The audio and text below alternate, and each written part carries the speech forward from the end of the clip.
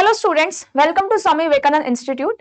इस वीडियो में हम एनालाइज करने वाले हैं जो यूजीसी नेट होम साइंस का एग्जाम अभी हुआ था 13 दिसंबर को, इसका एनालिसिस हम करने वाले हैं। तो स्टूडेंट्स, यहाँ पर जो मुझे कमेंट्स मिले हैं स्टूडेंट्स के बहुत सारे, मैंने मैराथन्स आपकी ली थी। यहाँ पर हमने 12 मैराथन्स आपके लोगों के साथ कंडक्ट करी थी। तो मैराथन्स में बहुत सारे उन्होंने मुझे स्टूडेंट्स ने कमेंट करके बताए हैं कि ये जो मैराथन्स मैंने ली थी वो बहुत ही ज्यादा आप लोगों के लिए हेल्पफुल रही है। तो सबसे पहले मैं आप सभी को थैंक्स बोलना चाहती हूँ कि आप सभी को मेरी मैराथन्स पसंद आई है, और मुझे जो स्टूडेंट्स से कमेंट्स मिले हैं उनके लिए भी उनकी ही मेहनत है। ठीक है, हमने तो सिर्फ आपको क्या करा है, गाइड करा है, पढ़ाया है, मेहनत आप लोगों की ही है।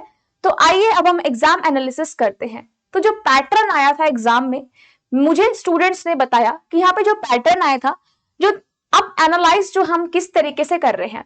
सबसे पहले मैं स्टूडेंट्स, मैं आपको एक चीज बोलना चाहती हूँ कि यहाँ पर जो नेट का एग्जाम होते हैं वो आपका एक बहुत नॉर्मल, उसमें जैसे पहले होते थे, बहुत पहले समय में जो नेट के एग्जाम होते थे वो बहुत इजी आते थे एज कंपैरिजन टू द, अगर हम अभी के नेट के एग्जाम की बात करें तो यहाँ पे जो एग्जाम आते हैं, जो आपकी कोई भी सब्जेक्ट का आप लगा लो, whether it is a home science, चाहे आपका वो मैथ्स हो, इंग्लिश हो, कॉमर्स हो, मैनेजमेंट हो, कोई भी आप सब्जेक्ट लीजिए, हर एक सब्जेक्ट जो है बहुत उसमें से टफ क्वेश्चन पूछे जाते हैं। तो सबसे पहले मेरी एक एडवाइस है स्टूडेंट्स, जो यहाँ पर जून के लिए प्रिपेयर कर रहा है, जो स्टूडेंट जून की प्रिपरेशन कर रहा है, वो जून की प्रिपरेशन कैसे कीजिए मैं आपको वो भी टिप्स बताऊंगी। तो सबसे पहले स्टूडेंट्स, मेरा एक ही यहाँ पर एडवाइस है कि जब भी आप एग्जाम कर रहे हो या फिर आप एग्जाम की प्रिपरेशन भी कर रहे हो, तो सबसे पहला पॉइंट आपको लोगों को क्या याद रखना है? सबसे पहला पॉइंट आपको याद रखना है कंसेप्ट की क्लैरिटी। अगर आपको कंसेप्ट यहाँ पे क्लियर है तो आप क्या कर सकते हो, एग्जाम में क्वेश्चन को सोल्व कर सकते हो। अगर आपके कंसेप्ट एकदम क्लियर है गाइस, तो यहाँ पर आपको कोई भी क्वेश्चन टफ नहीं लगेगा, चाहे वो आपका अनसीन पैसेज हो, चाहे वो आपका टेक्सटाइल का क्वेश्चन हो, चाहे फूड साइंस का क्वेश्चन हो, चाहे वो एचडी से हो, ह्यूमन डेवलपमेंट से हो, कोई भी क्वेश्चन गाइस आपको टफ नहीं लगेगा if you have sufficient knowledge of the concepts. मैं ये नहीं बोल रही हूं कि आपको बहुत ही ज्यादा कंसेप्ट डीप में पढ़ना है, हाँ, इतना भी आपको बेसिक नहीं पढ़ना है कि एग्जाम आपसे क्लियर ही ना हो। तो यहाँ पर स्टूडेंट्स मेरी एडवाइस है कि जब भी आप यहाँ पर प्रिपरेशन कर रहे हो, अब तो जून में एग्जाम होगा, तो अगर आप जून की भी प्रिपरेशन कर रहे हो गाइस, तो मेरी एक पर्सनल एडवाइस है कि सबसे पहले आपको यहाँ पर जो भी कंसेप्ट पढ़ने हैं, उन कंसेप्ट की आपको प्रॉपर क्लियरिटी होनी चाहिए। ठीक है स्टूडेंट्स, सेकंड पॉइंट के बारे में अगर मैं डिस्कस करूं, तो स्टूडेंट्स जब भी आप एग्जाम अटेम्प्ट करते हो ना, उसके लिए आपको टाइम मैनेजमेंट होना चाहिए। ठीक है, आपको यहाँ पर टाइम मैनेजमेंट करना आना चाहिए। टाइम मैनेजमेंट बहुत ही ज्यादा इंपॉर्टेंट फैक्टर है, क्योंकि अगर आप टाइम मैनेज नहीं करोगे, टाइम मैनेजमेंट क्यों जरूरी है, यहाँ पर आपके पास दो पेपर होते हैं, एक पेपर 1 और एक पेपर 2, है ना। तो आपको दोनों पेपर पे ही इक्वल फोकस करना है, ऐसा नहीं है। हाँ, पेपर 2 मैक्सिमम क्वेश्चन जरूर आते हैं as comparison to the paper 1, but आपको दोनों को ही इक्वल टाइम देना है। ऐसा ना हो कि आपने ज्यादा टाइम पेपर 1 को दे दिया और पेपर 2 आपका छूट गया, पेपर 2 को ज्यादा टाइम दिया, पेपर 1 आपका यहाँ पर छूट गया। तो आपको क्या करना है, टाइम मैनेजमेंट कंसेप्ट पता होना चाहिए, टाइम को आप कैसे मैनेज करते हो। और जब भी आप एग्जाम कंडक्ट कर रहे हो, सॉरी अटेम्प्ट कर रहे हो, तो जब आप एग्जाम अटेम्प्ट करोगे, सबसे ज्यादा आपको क्या रहना है, अपने माइंड को काम रखना है। ठीक है, बी काम, और हमेशा कैसा रहना है, एंड बी पॉजिटिव। ठीक है, आपको कैसा रहना है, आपको शांत रहना है और हमेशा पॉजिटिव रहना है, क्योंकि अगर आप पॉजिटिव रहोगे तो आप इजिली एग्जाम में क्वेश्चन को अटेम्प्ट कर पाओगे। पैनिक करोगे, ज्यादा स्ट्रेस लोगे, तो क्वेश्चंस आपसे गलत हो जाएंगे, चाहे वो आपको क्वेश्चन आते हो। So it's my personal advice कि जो भी अब नेक्स्ट अटेम्प्ट देगा स्टूडेंट, ये सारे कंसेप्ट एकदम आपको याद रखना है। क्या क्या फैक्टर याद रखना है, एक तो आपको कंसेप्ट की क्लैरिटी होनी चाहिए, टाइम मैनेजमेंट आना चाहिए, और आपको काम रहना है, और क्या रहना है, पॉजिटिव रहना है, अपनी मेहनत पे भरोसा रखना है। तो स्टूडेंट्स, ये मैंने एक चीज आपको पैटर्न बताया है कि जब भी आपको स्टूडेंट जून की प्रिपरेशन करेगा तो आपको क्या करना है, ये सारे पॉइंट्स को याद रखना है। दूसरा, अब हम इस वाले एनालिसिस पे चलते हैं। ठीक है, अगर मैं ये वाले एनालिसिस की बात करूं, जो अभी आपका एग्जाम हुआ था, उसमें जो वेटेज था, है ना, वेटेज जो था वो सभी इक्वल था। ऐसा नहीं है कि एक किसी यूनिट से ज्यादा क्वेश्चन पूछा गया हो, किसी यूनिट से कम क्वेश्चन आए हो। इक्वल यूनिट का यहाँ पर वेटेज था, ठीक है। तो आपको कोई भी यूनिट हम बोल नहीं सकते कि आपको स्किप करना है, क्योंकि एग्जाम में इक्वली क्वेश्चन हर एक यूनिट से गाइस पूछा जाता है, चाहे वो आपका फर्स्ट यूनिट हो, चाहे सेकेंड यूनिट हो, चाहे आपका फूड पार्ट हो, न्यूट्रिशन वाला पार्ट हो, टेक्सटाइल हो, ह्यूमन डेवलपमेंट हो, कम्युनिकेशन हो, या फिर एक्सटेंशन मैनेजमेंट हो, और चाहे वो रिसर्च हो। तो स्टूडेंट्स, मेरी आप सभी के लिए ये पर्सनल एडवाइस है कि आप कंसेप्ट की क्लैरिटी जरूर रखिए, टाइम को मैनेज करिए, क्योंकि टाइम मैनेजमेंट बहुत ही बड़ा रोल प्ले करता है जब आप एग्जाम को अटेम्प्ट करते हैं। उसके बाद आपको काम रहना है गाइस, और पॉजिटिव रहना है। हमेशा पॉजिटिविटी रखोगे तो एग्जाम जो है वो अच्छे तरीके से अटेम्प्ट होगा, और यकीन मानिए क्लियर भी जरूर होगा अगर आपके कंसेप्ट क्लियर है तो, ठीक है। पीवाईक्यूज आप लगाइए, पीवाईक्यूज जितना लगाओगे, क्योंकि मैंने जो मुझे पर्सनल कमेंट्स मिले थे, मैंने स्टूडेंट से कांटेक्ट किया था एग्जाम के बाद, तो उन लोगों ने मुझे भी बताया था कि पीवाईक्यूज जो हमने करे थे यहाँ मैराथन क्लासेस में भी, या जो पीवाईक्यूज उन्होंने भी सॉल्व किए थे, उन पीवाईक्यूज में से बहुत सारे क्वेश्चन जो है वो पूछे गए थे, ठीक है। तो आपको क्या करना है, नेक्स्ट सेशन के लिए पीवाईक्यूज को लगाना है, मैक्सिमम पीवाईक्यूज को लगाना है अगर आपकी प्रिपरेशन हो जाती है तो, या फिर आप यूनिट वाइज भी पीवाईक्यूज लगा सकते हो गाइज। जैसे आपने फर्स्ट यूनिट कवर कर लिया, उसके बाद आप पीवाईक्यू लगा रहे हो, सेकेंड यूनिट कवर कर लिया, फिर वहां पर आप पीवाईक्यूज लगा रहे हो। तो स्टूडेंट्स, आपको साथ साथ पीवाईक्यूज जो है वो लगाते रहना है। तो आइए अब हम बात करते हैं कि किस तरीके के यहाँ पर क्वेश्चंस आए थे। तो अगर मैं यहाँ पर आपसे बात करती हूँ, मैंने जो क्वेश्चंस देखे थे वो कौन कौन से मुझे मिले। सबसे पहले आपका एक क्वेश्चन आया था जो कि मैंने बहुत बार मैराथन में भी सॉल्व कराया है। कौन सा क्वेश्चन था, विटामिन ए मींस रेटिनोल की जो डेफिशिएंसी है ना, जो विटामिन ए की डेफिशिएंसी है उसके स्टेप्स को आपको अरेंज करना है। और कौन से स्टेप्स थे इसमें, जैसे आपके पास किरेटोमलेशिया, नाइट ब्लाइंडनेस, जेरोप्थेल्मिया, है ना। मैंने ये क्वेश्चन बहुत बारी मैराथन में कराया है, आप मैराथन चेक कर लेना। और वैसे भी यहाँ पर मैंने अपने यूट्यूब वीडियोस में भी उस क्वेश्चन को पीवाईक्यू की फॉर्म में बहुत बारी कराया है। तो गाइस देखो, ए की डेफिशिएंसी को अरेंज करना आया था, ठीक है। अगर ये आता है आपका न्यूट्रिशन डाइटेटिक्स से टॉपिक। अगर मैं बात करती हूँ फूड साइंस से, फूड साइंस में आपका अनसीन पैसेज आया था जो कि कंप्लीटली किस पे था, फूड साइंस पे था, ठीक है। जैसा कि मुझे स्टूडेंट्स ने बताया, यहाँ पर अनसीन पैसेज भी आया था फूड साइंस वाली यूनिट से। तो अगर आपको फूड के कॉन्सेप्ट्स क्लियर है तो आप उस अनसीन पैसेज को भी इजीली यहाँ पर कर पाओगे। इजीली यहाँ पर अनसीन पैसेज जो था वो सॉल्व हो गया था अगर किसी को यहाँ पर अच्छी नॉलेज थी। एक मुझे यहाँ पर कमेंट आया था कि ग्लोबल न्यूट्रिशन रिपोर्ट के बारे में पूछा गया था, ग्लोबल न्यूट्रिशन रिपोर्ट, ठीक है। ग्लोबल न्यूट्रिशन रिपोर्ट पे क्वेश्चन आया था। तो ये आपका कब है, करंट वाला है। मैंने आपको ये भी एडवाइस किया था कि कुछ करंट के क्वेश्चंस न्यूट्रिशन से रिलेटेड देखकर जाना, क्योंकि रिपोर्ट में से भी काफी सारे क्वेश्चंस आ जाते हैं। जैसे गाइज मैंने आपको मैराथन्स में कराया था ना, रिपोर्ट के मैंने आपको कुछ क्वेश्चन कराए थे, है ना।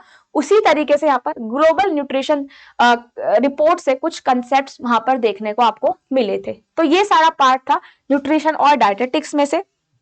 उसके बाद अगर मैं गाइस बात करूं तो एक क्वेश्चन था पीईएम पे, that is protein energy mall nutrition, ठीक है। मैंने पीईएम के बारे में बहुत अच्छे से आप लोगों को समझाया था कि पीईएम में दो कंडीशन आती है, एक मेरास्मस, एक आती है क्वाशीरकोर, और थर्ड आती है मेरास्मस और क्वाशीरकोर कंबाइन।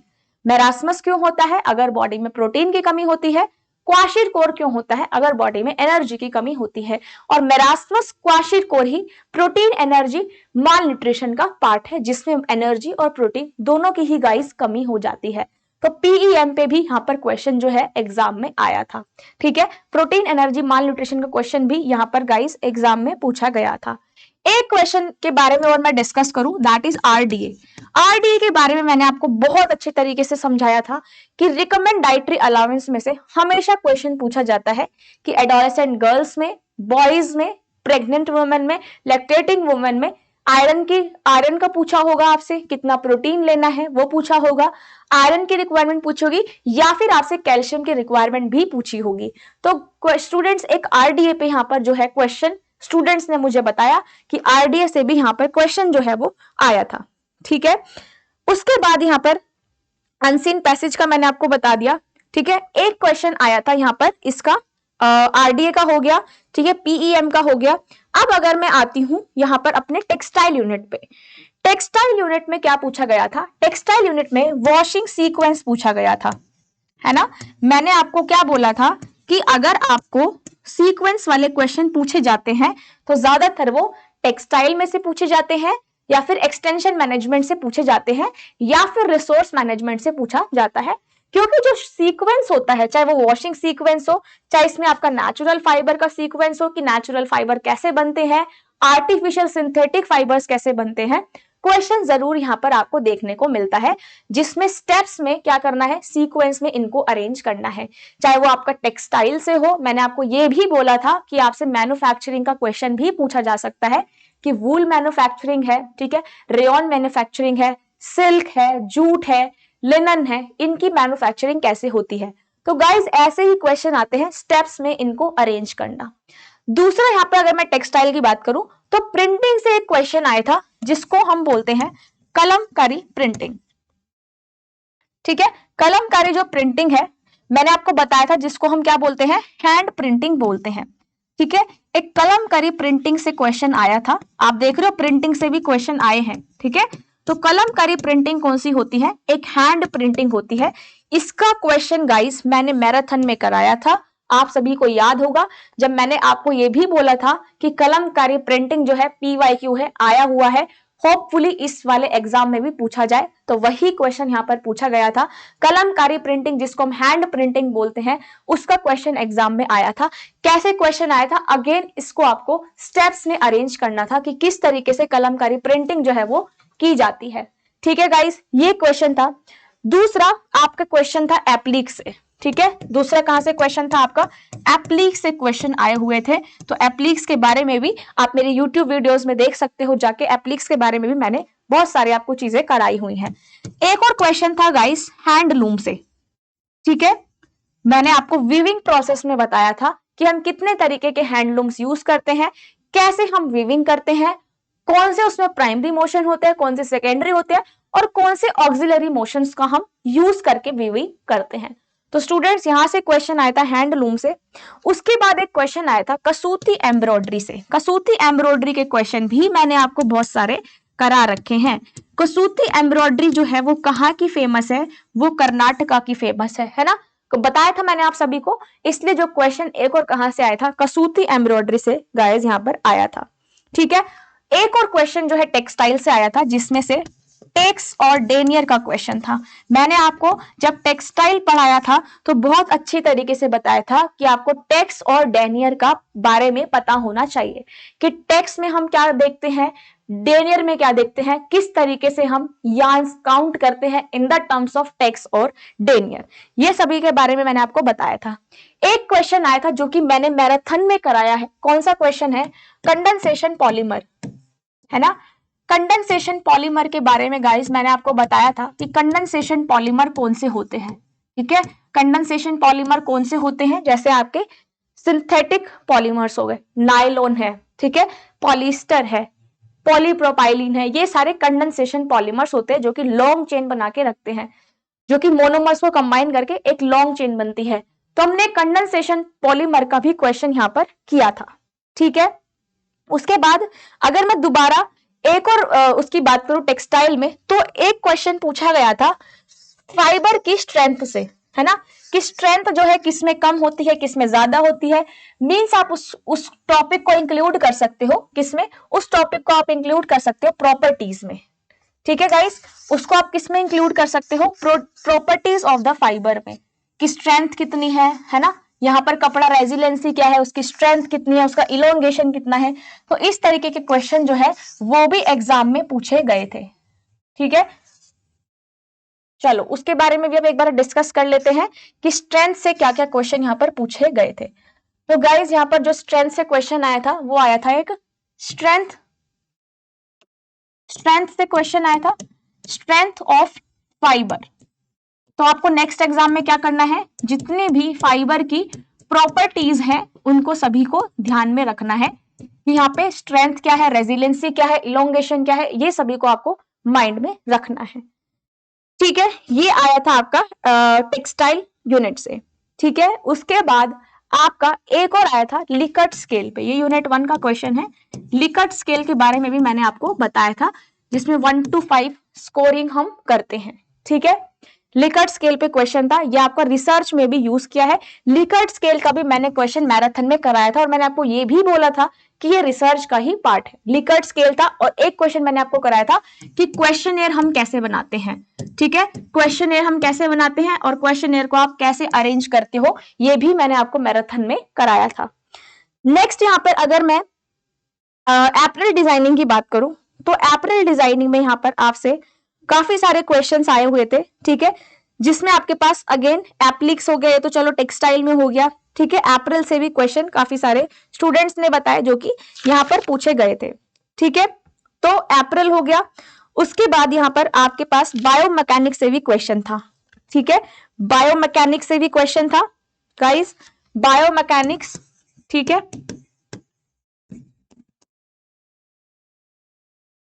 ठीक है, बायोमैकेनिक का क्वेश्चन था।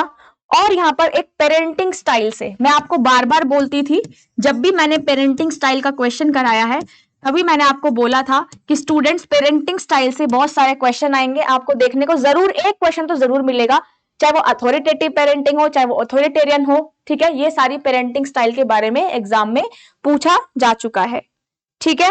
और यहाँ पर पूछा गया था मुंडेल क्लास ऑफ चेंज। जब मैंने आपको मुंडेल क्लास ऑफ चेंज पढ़ाया था एक वीडियो में, इसमें मैंने आपको बताया था कि यहां पर जो मुंडेल क्लास ऑफ चेंज है उनके स्टेप्स को अरेंज करना पेपर में आता है।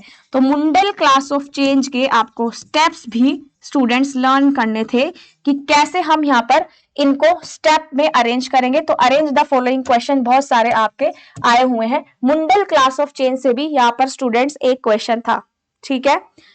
और यहाँ पर आपके पास अगर मैं नेक्स्ट टॉपिक की बात करूं, तो यहाँ पर पूछा गया था एक इलेक्ट्रा और एडिपस कॉम्प्लेक्स, जो कि HD human child development part unit का पार्ट था।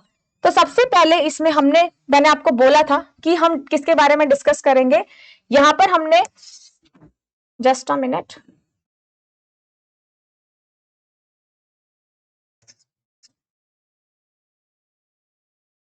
ठीक है।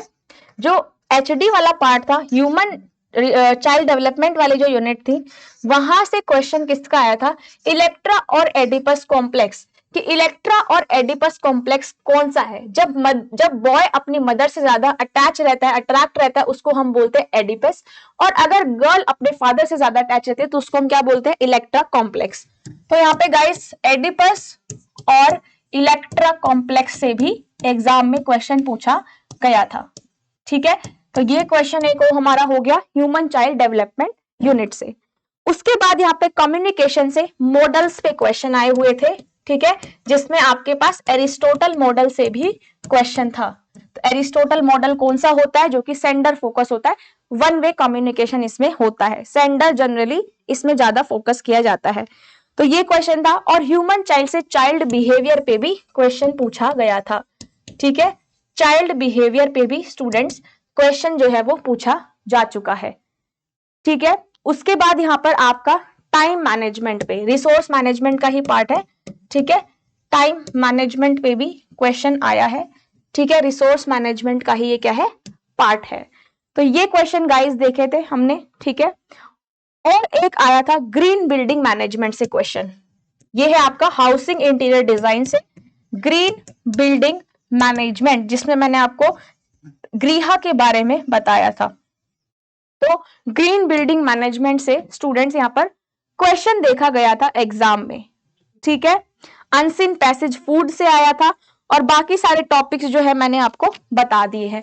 तो गाइस मेरी पर्सनल एडवाइस है आप सभी के लिए, जो भी स्टूडेंट जून वाला अटेम्प्ट देना चाहते हैं वो हमारे पेड क्लासेस को भी ज्वाइन कर सकते हैं। आपको पेड क्लासेस का जो लिंक है वो डिस्क्रिप्शन बॉक्स में यहाँ पर मिल जाएगा, आप उस लिंक पे जाके कांटेक्ट कर सकते हैं। अगर आपको हमारी पेड क्लासेस चाहिए तो आप कांटेक्ट कर सकते हैं इंस्टीट्यूट की वेबसाइट पे, नीचे नंबर भी मेंशन है, आप वहां पर जाके कांटेक्ट कर सकते हैं। साथ साथ स्टूडेंट्स जो जून वाला गोल बनाकर बैठे हैं, जो जून वाला अटेम्प्ट देंगे, वो एक बार ये सारे क्वेश्चन को अच्छे तरीके से पढ़ लेना, कंसेप्ट को क्लियर करना, डीप ज्यादा भी मत जाना, बट आपको कंसेप्ट क्लियर होना चाहिए। ना आपको ज्यादा डीप जाना है, ना आपको बहुत बेसिक पढ़ना है, ठीक है। आपको क्या करना है, सिर्फ कंसेप्ट्स क्लैरिटी रखनी है, क्योंकि जो क्वेश्चन आता है ना गाइस एग्जाम में, वो हमेशा आपको घुमा कर आता है। तो एज इट इज आपको कोई क्वेश्चन उठा के नहीं देता है, हाँ आपके क्वेश्चन में ट्विस्टिंग कर देते हैं। तो अगर आपको कंसेप्ट क्लियर है तो आप उस ट्विस्टिंग को पकड़ पाओगे, अगर कंसेप्ट आपके क्लियर नहीं है तो आप यहाँ पर क्वेश्चन नहीं सोल्व कर पाओगे। तो यहाँ पर मेरी पर्सनल एडवाइस थी कि आपको कंसेप्ट क्लियरिटी रखनी है, टाइम मैनेज करना है पेपर में, और टाइम मैनेजमेंट के साथ साथ आपको काम रहना है और स्टूडेंट्स पॉजिटिव भी रहना है। थैंक यू स्टूडेंट्स, अपना ध्यान रखिए, और जो नेक्स्ट वाले के लिए प्रिपरेशन कर रहे हैं जून के लिए, वो अभी से प्रिपरेशन स्टार्ट कर दे। Thank you students.